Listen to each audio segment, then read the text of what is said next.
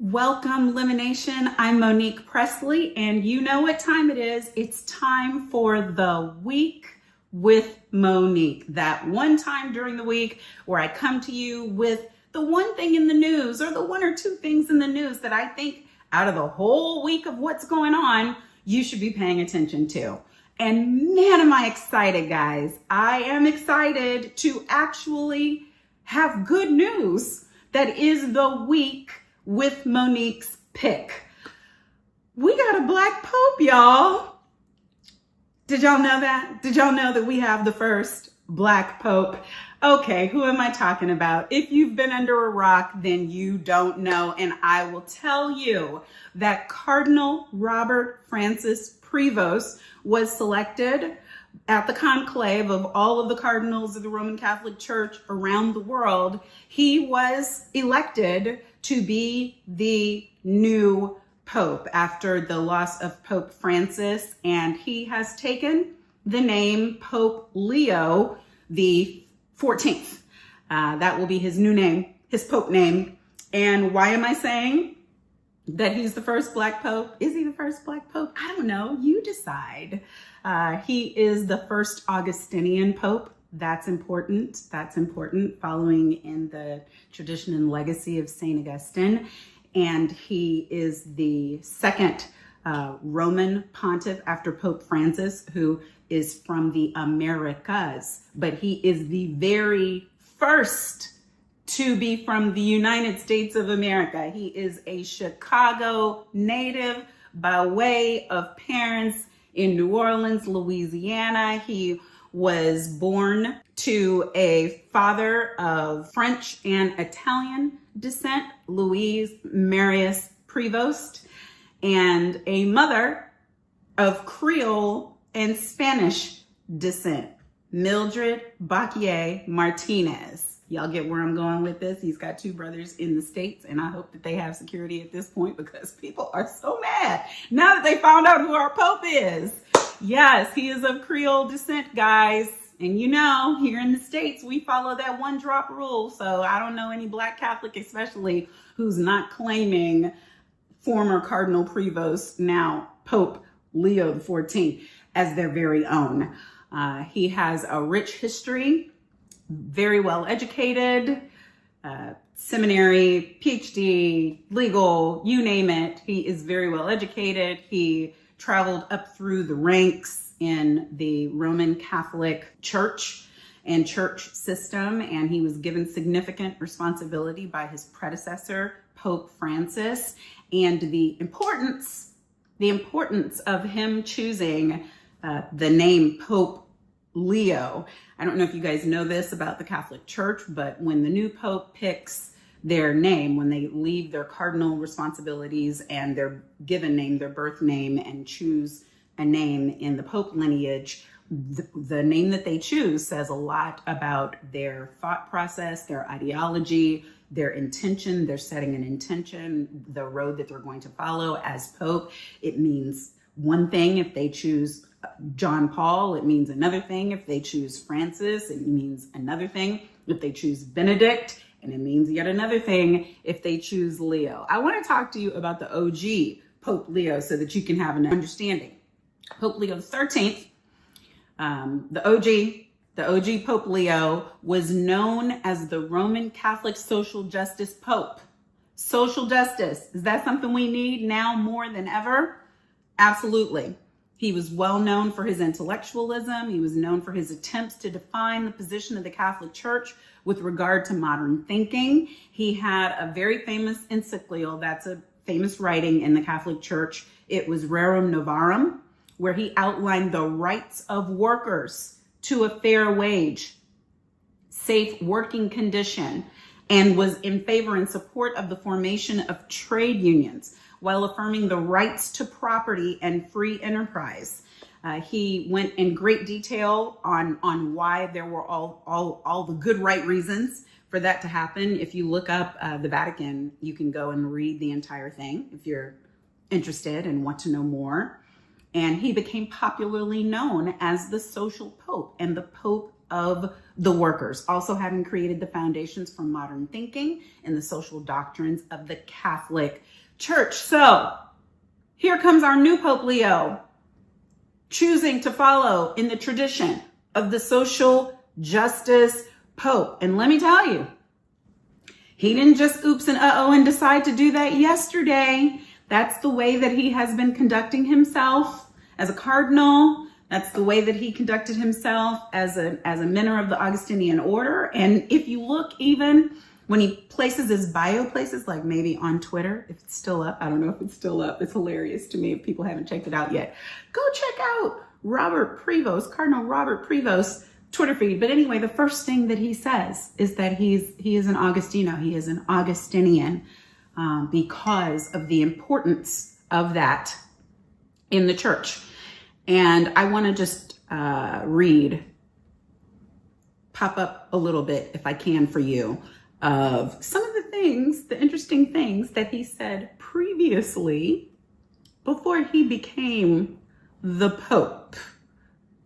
He had some interesting things to say by way of repost about our Vice President, J.D. Vance, and how he was incorrect and was reposting something from americamagazine.org saying that Pope Francis' letter, J.D. Vance's Ordo Amoris, and what the gospel asks of all of us on immigration. You know, Pope Francis was a staunch critic of Vance's stand, and apparently this new Pope is as well. He also reposted from ncronline.org an article that was explaining how J.D. Vance is wrong. Jesus doesn't ask us to rank our love for others. That was one of his recent reposts. These two were back in February.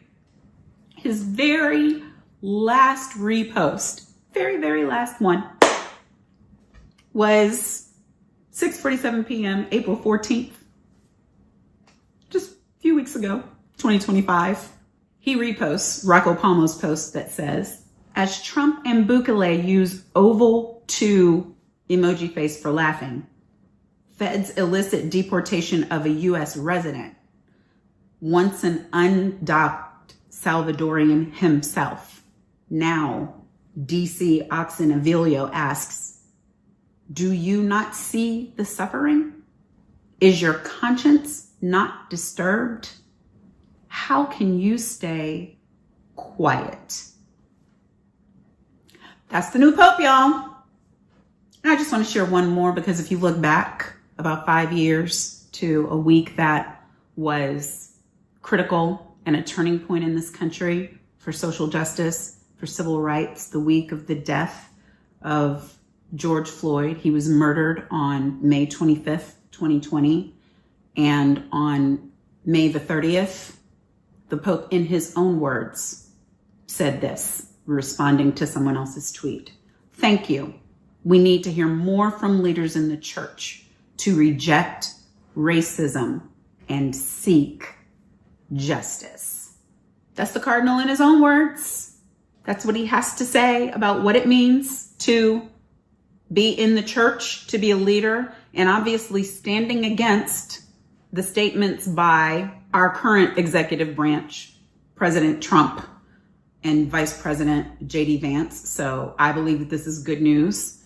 There are those who have said the only way we would ever end up with an American Pope would be if American leadership was on the decline, if politically America was not strong, because the Roman Catholic Church would not pick an American to lead it, while we also had America leading the political landscape and leading the economic landscape. So they look at this as if it is confirmation of the decline of American preeminence around the world, because the Catholic Church was confident enough that they could pick the opposite of our current leadership and choose that opposite in order to lead the Roman Catholic Church. Again, the leader of the Roman Catholic Church is the Bishop of Rome, but is also the head of the Roman Catholic Church around the world, millions of people around the world, and is also a geopolitical leader and a force. What is said by the Pope matters, and I am looking forward to what this Pope is going to have to say. I want to explain a little bit, my second to the last thing, of what it means to be an Augustinian. St. Augustine refers to two distinct but significant figures. St. Augustine of Hippo, a renowned theologian and Bishop of Hippo, and St. Augustine of Canterbury, a key figure in the spread of Christianity. St. Augustine of Hippo, the one for whom the order was formed, was a highly influential Christian thinker who shaped Christian doctrine and practice. Born in Tagaste, North Africa, in 354 AD, he became a prominent theologian, writer, and preacher, significantly impacting Christian thought and shaping the medieval world. He was a prolific writer. He penned numerous sermons, letters, and treatises, and was a defender of Catholic doctrines. He also influenced the practice of biblical exegesis. He was one of the most influential Christian thinkers. After St. Paul, his work is still studied and valued. But it matters to me, and I couldn't finish the day without sharing why all of this matters in a personal manner to me. I was raised Roman Catholic. My parents are still devout Roman Catholics. We come from huge, big Catholic family out of Louisiana. And my godfather, Father John Nathan LeBove, was a Roman Catholic priest. He's no longer with us, but if I had to think of, other than my parents, someone who walked the earth, who played a critical role in who I am today, there would be none that I would mention over Father John LeBove. He was a Roman Catholic priest in Mississippi. He was instrumental in the civil rights area. He worked with activists in Hattiesburg and Mount Bayou to promote voter registration among the communities. He had traveled the world. He was fluent in multiple languages. He was a gift in my life and an influence at just pivotal times from birth all the way until he transitioned. He was such an important person, and I have so many memories of great conversations, of graduations, of my Holy Communion, him being there, of my confirmation, of my graduation from college, and him taking the time to come. I remember the talks that we had and all of the things that he explained to me that shaped the way that I see the world. And I just can't imagine, for all of the history that he made as a Black Catholic priest who was preeminent around the world in the SVD order, and as an Augustinian, because in fact, the same minor seminary that the new Pope Leo attended, St. Augustine Seminary in Bay St. Louis, Missouri, was where my godfather attended several years prior, but the same place. So I feel like I've got a handle on this new Pope, and it's a good one. So it delights me to be able to devote and dedicate this particular week with Monique to my godfather, Father John LeBove. That's all I have for today. Thanks for joining. I look forward to coming to you again next week, 2 p.m. Eastern, with The Week with Monique. Please subscribe to my channel, the Monique Presley channel, where we do Make It Make Sense with Monique Presley, Monday through Friday, noon Eastern. And of course, keep coming right back here to the Don Lemon channel, Don Lemon Nation. We love you, Don. We're praying for you and lifting you up in the loss of your sister. And we look forward to you being back with us soon. You guys, till next week, stay safe out there. Thanks everyone for watching. Your support means the world to us. So make sure you hit the like button and you subscribe to our channel to make sure that you never ever miss a video. We're live every day, 10 a.m. Eastern time. We drop even more content at 2 p.m. Eastern and 5 p.m. Eastern. And if you want more Don Lemon Show content, we'd love for you to become a member of the Lemon community, where you will receive access to special community posts. You'll get exclusive content and members-only live shows. So head over to our channel page or click the join button on this video. Again, Thank you for watching. We appreciate your love and your support, and we will see you next time.